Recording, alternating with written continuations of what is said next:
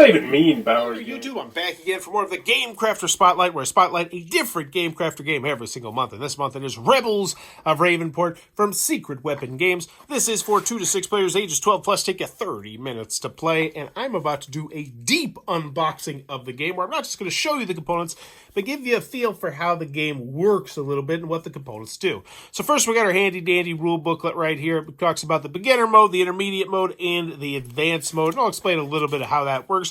But overall, it should get you up and running pretty smoothly. I do wish they had used this space back here for more card clarifications, because there's lots of special abilities on some of the cards. But save that stuff for the review. Now, let's just start going on with the components. First, we got these colored cards right here. There's 6 different colors because it plays up to 6 players, but they're pretty much the same. You're going to get 2 starting cards right here that will have numbers on them, the 1-1, the 4-5. This one's got 1-2.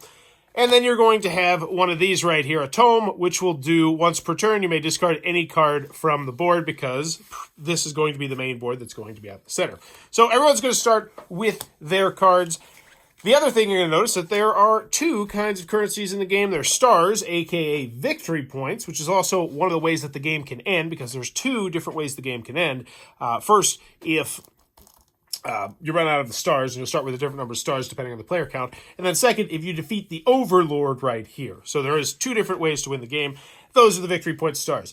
Over here, you have the little flag things, and these are going to be the currency in the game that allow you to purchase more cards. Very nice. Next, you're going to get a player reference card, double-sided. It tells you about what kind of symbology you're going to see on the cards, and also the order of play and the icons. Very nicely done. And then last but not least, you're going to get your guild leader. Now, everyone's guild leader has a symmetric side and an asymmetric side. So there's an A side and a B side. So pretty much everyone will either be pretty much the exact same special ability, or you can make it so everybody's going to have a weird, wild special ability. You get to choose that at the beginning of the game. So how does it all work? Well, let's go to the board and I'll explain a little bit more.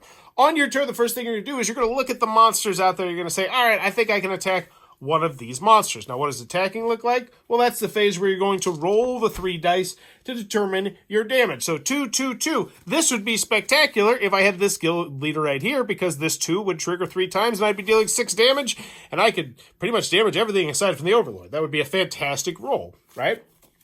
And that's pretty much the basics. So you're going to try, say, hey, I think I can defeat this monster.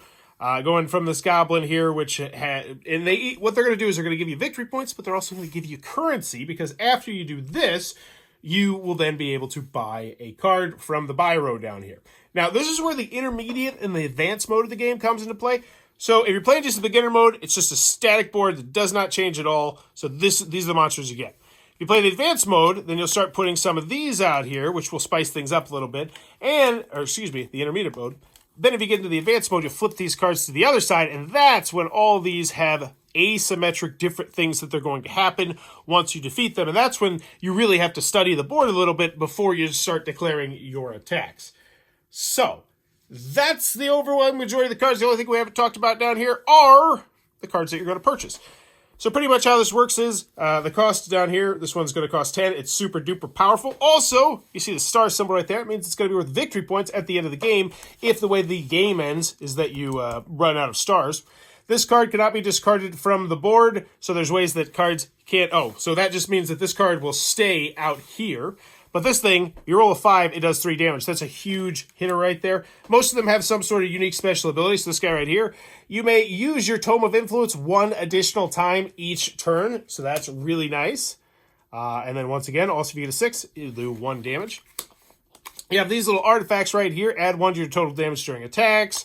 You gain 2 stars. And there's a whole wide variety of these cards that are going to make... all the different games you play feel at least a little bit slightly different based on how you decide to kit up your people. Like the Midward Merchant doesn't actually do any damage at all, but artifacts cost you 1 less, and so you can just start stacking up artifacts.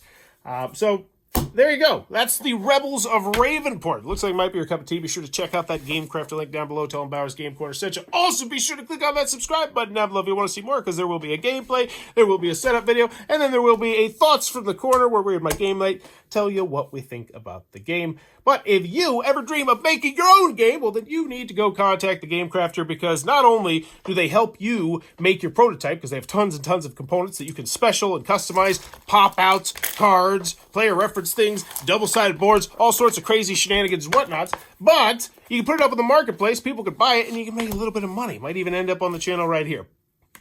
I'm done. I'm done. Bye-bye. Have a good one.